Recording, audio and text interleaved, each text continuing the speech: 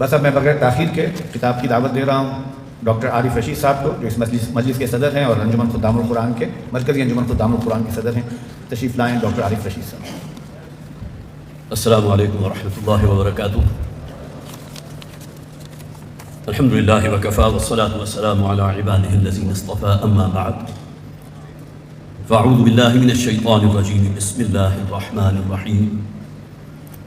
ان هذا القرآن يهدي للتي هي اقوم ويبشر المؤمنون الذين يعملون الصالحات ان لهم اجرا كبيرا۔ وقال رسول الله صلى الله عليه وسلم: من قال به صدق ومن حكم به عدل ومن عمل به اجر ومن دعا اليه هدي الى صراط مستقيم، او كما قال صلی اللہ علیہ وسلم۔ یہ چند یادیں جو ہیں میرے بہت ہی بچپن کا جو دور ہے اس سے متعلق ہے، آپ میں سے بہت سے حضرات سے واقف نہیں ہوں گے۔ جہاں تک والد محترم رحمۃ اللہ علیہ کی تجدیدی مساعی کا ذکر ہے، جس طرح تن من دھن انہوں نے ایک مشن کے لیے وقف کیا، اس میں مجھے کچھ اضافہ کرنے کی ضرورت نہیں۔ الفضل ما شہدت به الاعداء، یہ ایک حقیقت ہے کہ وہ لوگ بھی جو والد محترم کی بہت سی آراء سے شدید اختلاف کرتے ہیں، وہ بھی من حیث المجموع ان کے جو کام ہے اس کو بہت ہی بنظر تحسین دیکھتے ہیں۔ یہ اللہ کا فضل ہے، اللہ کی رحمت ہے۔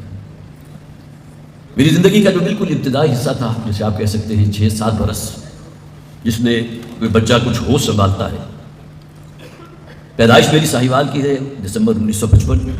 تو والد ماجد رحمۃ اللہ علیہ کی دروس قرآن، خطابات جمعہ، ان کا بڑا چرچا تھا، اور چونکہ زمانہ طالب علم ہی سے قرآن حکیم کے ساتھ ایک خصوصی شغف بھی تھا اور دروس قرآن کا ایک غلغلہ بھی تھا، لہذا نہ صرف یہ کہ ساہیوال میں بلکہ اس کے ارد گرد کی جو اور آبادیاں ہیں، پاک پتن ہے، اوکاڑا ہے، میاں چنو ہے، یہ تمام علاقے وہ تھے کہ جہاں ڈاکٹر صاحب کا پیغام قرآن کا پہنچتا رہا۔ یہ میں بات کر رہا ہوں آپ کے سامنے 1958 سے 1961 تک۔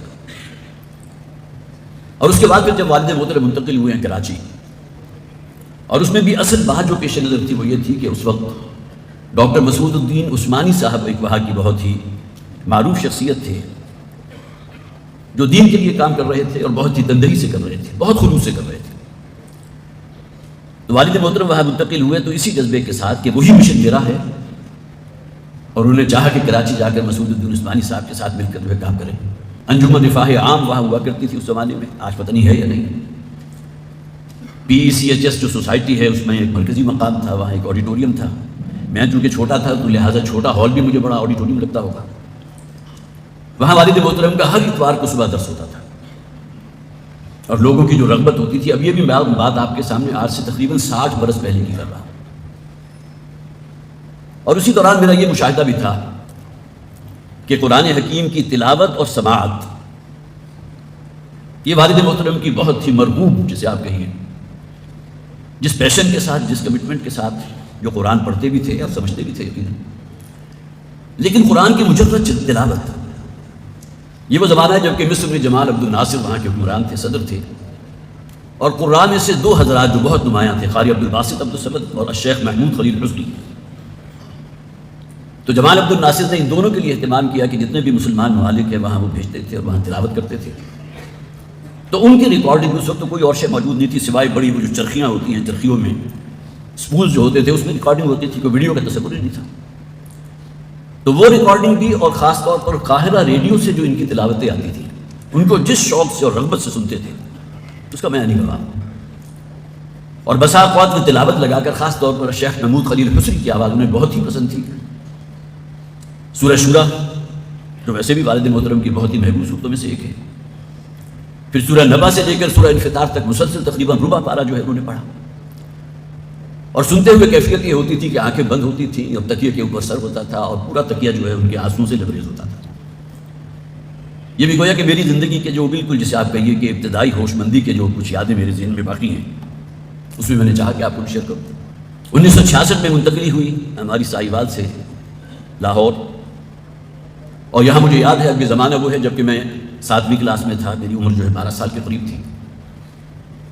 تو 1966 سے لے کر 1972 تک کا یہ دورانیہ تقریباً 6 برس یکا و تنہا انہوں نے کام کیا،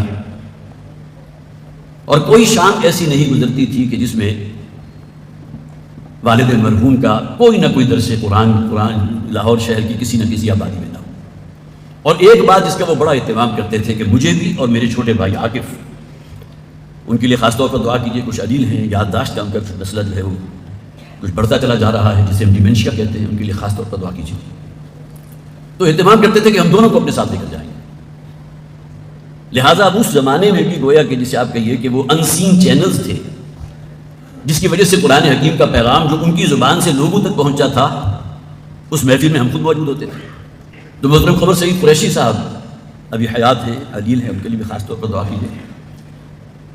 اور یہ بھی میں اگر آپ کو بتاؤں، آپ کے ساتھ شیئر کروں کہ 1967-68 میں قمر سعید صاحب کے پاس ایک ویسپا ہوتا تھا کہ جس پر وہ اپنے سمن آباد کے گھر سے چلتے تھے۔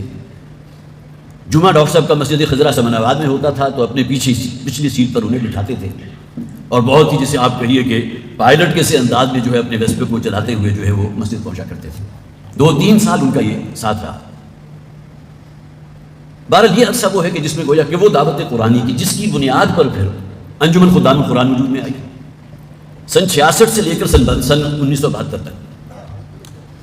اب جو اعوان و انصار والد محترم کو ملے، جن میں بڑی کثیر تعداد ڈاکٹروں کی تھی، اس لیے کہ وہ ہم پروفیشن تھے، پھر پڑھے لکھے لوگ بہت سے تھے، پی ایچ ڈیز بھی تھے، وکلاء بھی تھے، بہت سے حضرات تھے، جنہوں نے گویا کہ مل جل کر جو 20 افراد جمع ہوئے تو انہوں نے انجمن خدام القرآن کی جو ہے وہ بنیاد رکھی۔ اور پھر قرآن کانفرنسز ہیں، قرآنی محاضرات ہیں، دروس قرآن ہیں، قرآنی لیکچرز ہیں، قرآنی سیمینارز ہیں، قرآنی تربیت گاہیں ہیں، اور ان تمام کا مرکز بنیادی طور پر لاہور ہی رہا۔ پھر وہی حضرات کے جو قریب آئے تھے، ان کے سامنے دین کا اگلا تقاضا پیش کیا کہ صرف سننا سنانا اور اس پر عمل کرنا اس درجے میں کہ صرف اپنی ذات کو ہدف بنانا، یہ کافی نہیں ہے۔ اس کے لیے ایک منظم جد و جہد کرنی ہے، جس کا بارہا آج کی نشست میں ذکر ہوا ہے۔ اسلام کا ایک انقلابی تصور ہے، اسلام مذہب نہیں ہے، دین ہے۔ تو اس کی آگہی وسیع پیمانوں پر ہوئی، اور اس کے نتیجے میں پھر 1975 میں تنظیم اسلامی جو ہے اس کا معاملہ عمل میں آیا۔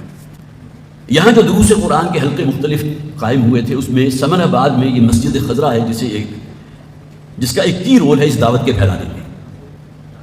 اولاً والد محترم کو دعوت دی گئی خطاب جمعہ کے لیے، اور مسلمانوں پر قرآن مجید کے حقوق کے نام سے جو کتابچہ لاکھوں کی تعداد میں تقسیم ہوا ہے، وہ والد محترم کی 2 یا 3 تقاریر تھیں جو مسجد خضرہ میں ہونی تھی۔ تو لوگوں کو معلوم تو ہو کہ قرآن ہم سے چاہتا کیا ہے، قرآن ہم سے کلام کرتا ہے، ہم سے تقاضا کرتا ہے۔ اگر کوئی شخص قرآن کی کوئی دعا مانگ رہا ہے، اسے معلوم ہی نہیں میں مانگ کیا رہا ہوں، یہ المیہ ہے نا۔ تو لوگوں کی آنکھیں کھلی اور پھر لوگوں کے اندر وہ شعور پیدا ہوا، الحمدللہ ثم الحمدللہ۔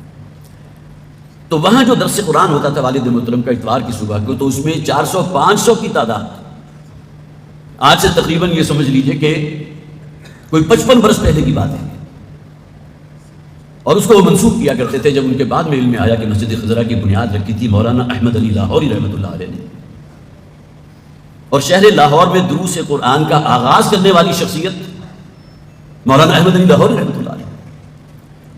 تو وہ کہا کرتے تھے کہ میرے درس قرآن کو یا قرآنی پیغام کو اگر میرے کا لفظ کو آپ نکال دیجئے تو یہاں جو خاص پذیرائی حاصل ہوئی ہے تو وہ فیض ہے مولانا احمد علی لاہوری رحمۃ اللہ علیہ کی اس درس قرآن کا جنہوں نے اس مسجد کا سنگ بنیاد رکھا تھا۔ بہرحال یہ تمام باتیں وہ ہے کہ جو اور بھی بہت سی باتیں میں نے یہاں لکھی تھی کہ آپ کے ساتھ شیئر کروں گا، لیکن وقت ہمیں بالکل اجازت نہیں دے رہا۔ آپ تمام حضرات سے درخواست ہے، میں آپ کا انتہائی شکر گزار ہوں۔ میرا تو یہ خیال تھا کہ دوسری ہماری نشست کے لیے بہت کم حاضرین شاید موجود ہوں، لیکن آپ میں سے بہت سے وہ ہیں جو صبح سے یہی موجود ہیں۔ درخواست ہے میری آپ سب سے کہ ہمارے لیے دعا کیجیے، اس ادارے کو، دونوں اداروں کے لیے دعا کیجیے۔ یہ وہ شمع جو روشن کی تھی والد محترم رحمۃ اللہ علیہ نے، اللہ تعالیٰ اسے اور لوگوں تک پہنچائے، اور لوگ بھی اپنے ہاتھ میں اس مشعل کو اولمپک ٹارچ کی طرح اس مشعل کو لے کر اور آگے نکلیں اور اس پیغام کو دوسرے لوگوں تک پہنچائیں۔ سبحانک اللہم و بحمدک، نشہد ان لا الہ الا انت، نستغفرک و نتوب الیک۔